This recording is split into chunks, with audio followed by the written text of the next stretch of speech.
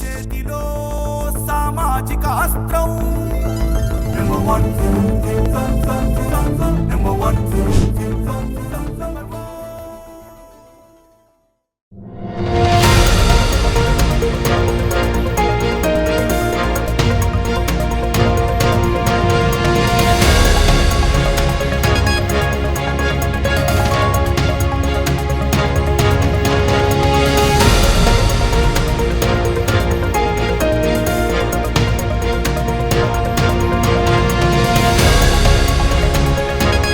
Yes, big breaking news ఇది. Ahmedabad international airport నుంచి బయలుదేరినటువంటి ఒక ఫ్లైట్ ఎయిర్ ఇండియా క్రాష్ అయింది.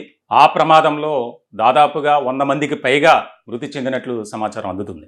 చాలా విషాదకరమైనటువంటి వార్త ఇది. ఎందుకంటే ఎంతో సంతోషంగా ఆనందంగా వారి కుటుంబ సభ్యులకు వీడ్కోలు పలికి తమ గమ్యస్థానం వెళ్దామని చెప్పి ఆ ప్రయాణం చేస్తున్నటువంటి వారు ఆశల్లో అన్ని కూడా ఆవిరైపోయినటువంటి పరిస్థితి. ప్రమాదం ఎందుకు జరిగింది, ఎలా జరిగింది అనే దాని మీద ఇప్పుడు విచారణ జరుగుతుంది.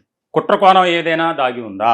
దీనికి సంబంధించి ఎప్పుడైతే ఏటీసీ అంటే ఎయిర్ ట్రాఫిక్ కంట్రోల్తో సంబంధం తెగిపోయింది, టేక్ ఆఫ్ అయినటువంటి 9 నిమిషాల్లోనే ప్రమాదం జరిగింది. ఈ ప్రమాదం జరిగినటువంటి తీరు కూడా అక్కడ సమీపంలో ఉన్నటువంటి ఒక స్టార్ హోటల్ సమీపంలోనే కూలిపోయినటువంటి పరిస్థితి. మరి ఏటీసీ ఎందుకు స్పందించలేకపోయింది, వారితో కనెక్షన్ అనేది ఏ విధంగా కట్ అయింది అనేది, దీనికి సంబంధించి ఎటువంటి ప్రమాదం జరిగినా ఆ బ్లాక్ బాక్స్ అనేది ఒకటి ఉంటుంది. ఆ బాక్స్లో ప్రతిదీ కూడా దాగి ఉంటుంది. పైలట్స్ ఏం మాట్లాడుకుంటున్నారు, ఏటీసీతో ఎటువంటి మెసేజ్ ఇచ్చారు అనేది. ఇదొక భారతదేశంలో అతి పెద్ద ప్రమాదంగా మనం చూడాలి. నిజంగా చాలా బాధాకరమైనటువంటి విషయం. ఇప్పటికే విమానయాన శాఖ మంత్రి రామ్మోహన్ నాయుడు ఆయన స్పాట్కి వెళ్ళారు. ఇప్పటి వరకు చనిపోయినటువంటి వారి లిస్ట్ అయితే ఇంకా రాలా. కానీ గుజరాత్ మాజీ సీఎం రూపానీ ఈ ప్రమాదంలో కూడా చిక్కుకున్నట్లు, అంటే ఫ్లైట్లో ఉన్నట్టు. దీనికి సంబంధించి ఎవరైతే సుమిత్ సబర్వాల్ పైలట్, అలాగే కో పైలట్ ఇద్దరు కూడా ఎక్స్పీరియన్స్డ్ పైలట్స్. మరి ఏం జరిగింది? ఇప్పటికే పాకిస్తాన్తో భారత్కు ఎటువంటి సంబంధాలు ఉన్నాయనేది మనకు తెలిసినటువంటి విషయమే. ఇలాంటి సందర్భంలో ఏదైనా కుట్ర కోణం దాగి ఉందా? అలాగే ఫ్లైట్ స్టార్ట్ అయ్యే ముందు దాదాపుగా 6-7 గంటలు దానికి సంబంధించి నిపుణులు పరిశీలిస్తారు. అన్ని చెకింగ్స్ అయిన తర్వాత అది బయలుదేరుతుంది. ఇంటర్నేషనల్ 69 మంది భారతీయులు ఉన్నట్లు, కొంతమంది లండన్ వారు, ఇతర దేశస్తులు కూడా ఉన్నారట. ఆ ప్రమాద దృశ్యాలను కనుక మనం పరిశీలిస్తే ఒకసారి చాలా బాధాకరమైనటువంటి అంశంగా కనిపిస్తుంది ఆ విజువల్స్. ఎప్పుడైతే కూలిపోయిందో వెంటనే ఫైర్, అంటే దాదాపు ఎవరు కూడా బయటకు వచ్చేటువంటి పరిస్థితి లేదు ప్రాణాలు దక్కించుకోవడానికి. మరి ఇలాంటి సందర్భంలో ఎందుకు జరిగింది, ఎలా జరిగింది అనే దాని మీద పూర్తి స్థాయి విచారణ చేస్తున్నారు. ఇప్పటికే ప్రధానమంత్రి నరేంద్ర మోదీ దానికి సంబంధించి ఒక కీలకమైనటువంటి ప్రకటన కూడా చేశారు. అలాగే ఎయిర్ ఇండియా చైర్మన్, సిబ్బంది, మంత్రులు అందరూ కూడా ఆ విషయం మీద ఫోకస్ పెట్టారు. కుట్రకోణం ఏదైనా దాగి ఉందా? పెహల్గామ్ అటాక్ తర్వాత జరిగినటువంటి పరిస్థితులు, ఎందుకంటే టేకాఫ్ అయినటువంటి 9 నిమిషాల్లోనే సాంకేతిక సమస్య వచ్చే అవకాశం లేదు. అసలు ఇంటర్నేషనల్ ఫ్లైట్స్ అనేది చాలా ఇదిగా ఉంటాయి. అలాగే పైలట్స్ కూడా ఎక్స్పీరియన్స్ కలిగి ఉంటారు అనేది మనందరికీ తెలిసినటువంటి విషయమే. అసలు ప్రమాదం జరిగినటువంటి తీరు, ఇప్పుడు ప్రమాదానికి సంబంధించినటువంటి అప్డేట్స్ తెలుసుకునే ప్రయత్నం చేద్దాం. మా ప్రతినిధి పాండురంగారావు ఫోన్ ఇన్లో సిద్ధంగా ఉన్నారు. ఎస్ పాండురంగారావు, ఈ యొక్క ప్రమాదానికి సంబంధించినటువంటి అప్డేట్స్ ఏమున్నాయి మీ దగ్గర? ఇదైతే మాత్రం భారతదేశ వైమానిక చరిత్రలోనే చాలా ఘోరమైన ప్రమాదం అని చెప్పచ్చు.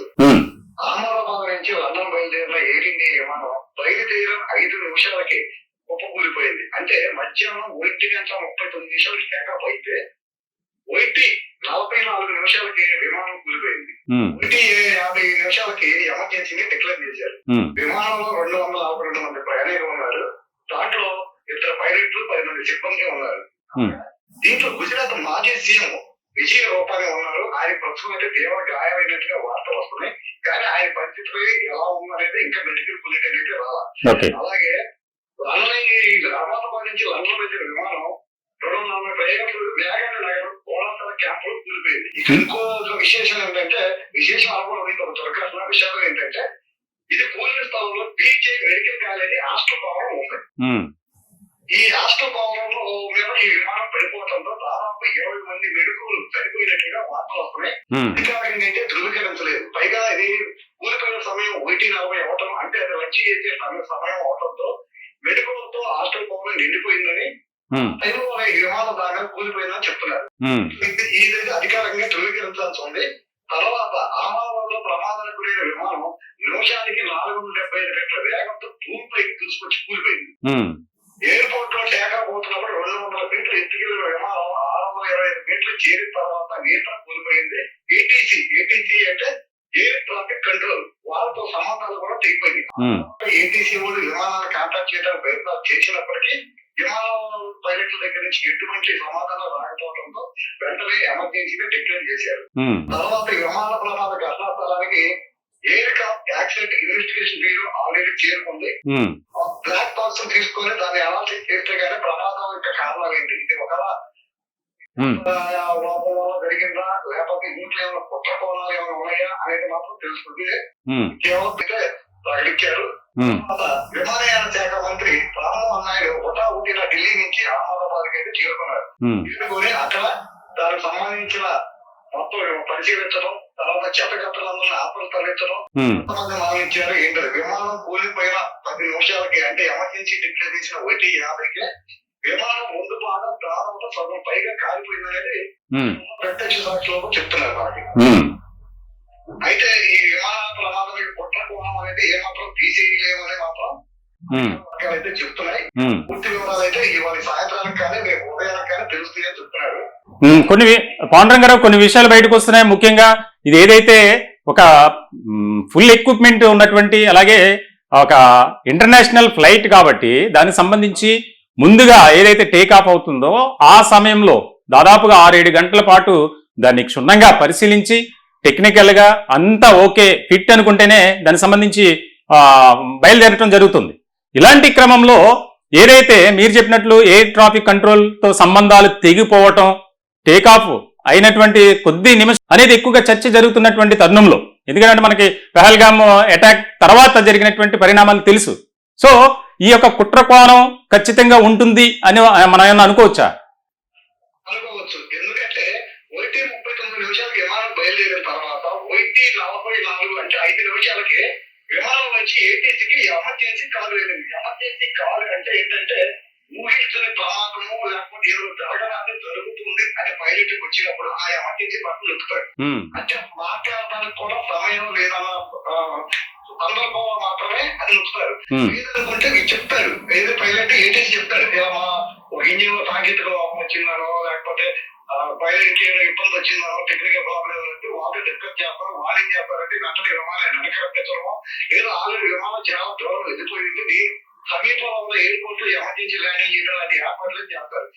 అయితే ఇక్కడ జరిగింది ఏంటంటే మొత్తం 1:39 నుంచి 1:44 5 నిమిషాలను జరిగిపోవడం. ఏంటి ఎమర్జెన్సీ అన్నారు, తిరిగి రిప్లై ఇవ్వట్లేదు అని చెప్పేసి ఏటీసీ వాళ్ళు ఎన్నిసార్లు విమాన పైలట్ కాంటాక్ట్ చేయడానికి ప్రయత్నించినప్పటికీ లేదు. అప్పుడు ఇంకొక 5 నిమిషాలు గడిచాడు. అంటే 1:50 నిమిషాలు అయ్యేటప్పటికి విమానం కూలిపోయిందన్న విషయం ఏటీసీకి సమాచారం అంది. ఈ విమాన ప్రమాదం జరగడంతో అహ్మదాబాద్ ఎయిర్పోర్ట్ ని తాత్కాలికంగా మూసివేశారు. ఈ రోజు వల్ల ఎలాంటి ల్యాండింగ్ గానీ టేకప్లు గానీ ఉండవు. అన్ని ప్రమాదాలని విమానాలని వేరే ఎయిర్పోర్ట్ కి దారి మధ్యిస్తున్నామని చెప్పారు. ప్రధానమంత్రి ఆఫీస్ నుంచి మాత్రం ఎప్పటికప్పుడు మానిటరింగ్ చేస్తున్నారు. పౌర విమాన శాఖ మంత్రి రామ్మోహన్ నాయుడు స్వయంగా అక్కడ నుండి పరిశీలిస్తున్నారు. ఆల్రెడీ ప్రధానమంత్రి గుజరాత్ సీఎం యోగితో మాట్లాడి తక్షణమే ఏర్పాట్లని ఎంత ప్రమాదం చేయమని చెప్పారు. దానికి సంబంధించి జరుగుతున్నాయి.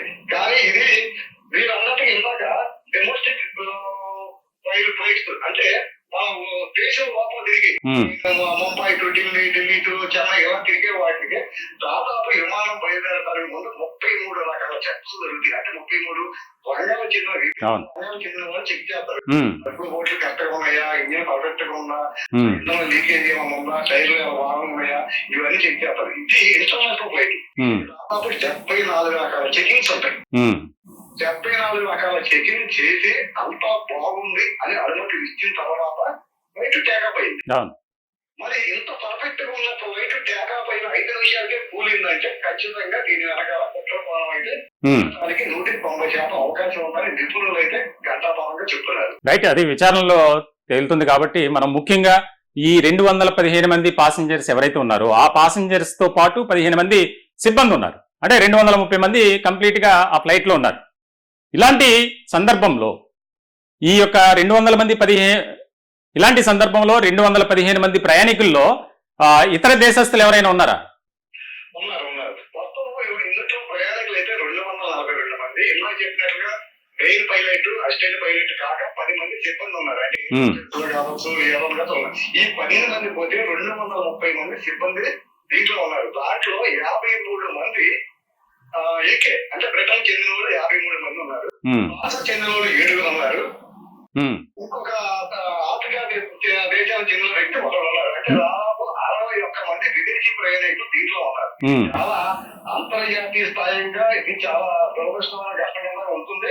దాంట్లో విదేశీయులు దాదాపు 60 మంది చనిపోవడంతో ఇది ఒక రకంగా భారతదేశ విమానయాన శాఖకి కొంచెం ఎఫెక్ట్ ఇచ్చే అవకాశం ఉంది. అలాగే అసలు అంటే ఇది ఎంత స్పీడ్ గా నష్టం జరుగుతుంది అంటే ఒక చిన్న ఉదాహరణ ఏంటంటే ఎయిర్ ఇండియా విమానం కూలిపోయి ఇప్పుడు దాదాపు గంట అవుతుంది. ఎయిర్ ఇండియా సంబంధించిన షేర్లు ప్రపంచ వ్యాప్తంగా దాదాపు 10% ఇప్పటికే కుప్పకూలిపోయి. అంటే దీనికి ప్రభావం ఆ స్థాయిలో ఉంటుంది. ఇంకోటి ఏంటంటే విదేశీయులనే కాదు, భారతీయులనే కాదు, ఏదైనా ఇది దురదృష్టకర 242 మందిలో బతికి బయటపడే అవకాశాలు చాలా తక్కువ. అప్పటి నుంచి చూస్తే గనక ఇది చాలా బిగ్ ఇన్సిడెంట్ అని చెప్పాలి, క్రాష్ అని చెప్పాలి. ఎందుకంటే భారతదేశానికి ఒక రకంగా ఈ డిపార్ట్మెంట్ ఏదైతే ఉందో చాలా కీలకమైనటువంటి విభాగం కాబట్టి మరి దీన్ని ఎలా, ఏంటి, ఎందుకు జరిగింది, నిజంగా కుట్రకోణం ఉంటే అనుమానించాలి. ప్రతి ఒక్క చాలామంది ఇదే అనుమానాన్ని వ్యక్తం చేస్తున్నటువంటి పరిస్థితి. ఎందుకంటే టేకాఫ్ అయినటువంటి కొద్ది నిమిషాల్లోనే అది కూలిపోవడం, టెక్నికల్ ఇష్యూ మరి ఏంటి, ఎందుకు, ఎలా జరిగింది అనేది నిపుణుల విచారణలో తేలుతుంది ఖచ్చితంగా. మరి బయలుదేరినటువంటి కొద్దిసేపటికే ఎమర్జెన్సీ కాల్ ఎందుకు చేశారు పైలట్, ఇవన్నీ కూడా ఏం మాట్లాడారు, ఆ ఫ్లైట్లో పాసింజర్స్ ఏ రకమైనటువంటి ఇబ్బందులకు గురయ్యారు అనేది ఒక బ్లాక్ బాక్స్ అనేది ఉంటుంది. అది ఖచ్చితంగా ఫ్లైట్ ఎంత కాలిపోయినా దానికి ఏమీ డ్యామేజ్ జరగదు. దానికోసమే తయారు చేసినటువంటి ఆ యొక్క పరికరం, ఇన్స్ట్రుమెంట్. అక్కడి నుంచి లండన్ ఉద్యోగాల కోసం అలాగే విద్య కోసం వెళ్ళినటువంటి వారు చాలామంది ఉన్నారట. చిన్నపిల్లలు ఉన్నారు, ఫ్యామిలీస్, పెద్దవారు. మరి కొంతమంది అయినా ఈ ప్రమాదం నుంచి బయటపడాలని మనం కోరుకోవాలి. ఎందుకంటే దాదాపుగా 200 మందికి పైగా పాసింజర్స్, అలాగే ఎయిర్ ఇండియా స్టాఫ్. ఇంకా అప్డేట్స్ వస్తాయి దానికి సంబంధించి ఏం జరిగింది, ఎవరెవరు ఉన్నారు, ఏంటి, అంత పూర్తి స్థాయిలో దాన్ని సమగ్రంగా పరిశీలిస్తారు. ఏ చిన్న సమస్య ఉన్నా ఫ్లైట్ని మూవ్ చేయరు, వేరే ఫ్లైట్ని రీస్టోర్ చేస్తారు. మరి ఇలాంటి సందర్భంలో ఈ ప్రమాదం అసలు ఎందుకు జరిగింది, కుట్రకోణం ఏమైనా దాగి ఉందా అనేది మనం చూడాలి. మరికొద్ది రోజుల్లోనే దీనికి సంబంధించినటువంటి పూర్తి స్థాయి రిపోర్ట్ అనేది బయటికి రాబోతుంది. ఎందుకు జరిగింది, ఎలా జరిగింది, దీని వెనుక ఎవరున్నారు, కుట్రకోణం ఉందా అనేది. మొత్తానికైతే పెను విషాదమే ఇది. దీనికి సంబంధించి సామాన్యుడి చేతిలో సామాజిక అస్త్రం నెంబర్ 1 న్యూస్ కూడా మేము సంతాపాన్ని వ్యక్తం చేస్తున్నాం, దిగ్భ్రాంతిని వ్యక్తం చేస్తున్నాం. ఎవరైతే ఈ ప్రమాదంలో మరణించారో వారి కుటుంబాలకు సానుభూతిని మేము తెలియజేస్తున్నాం.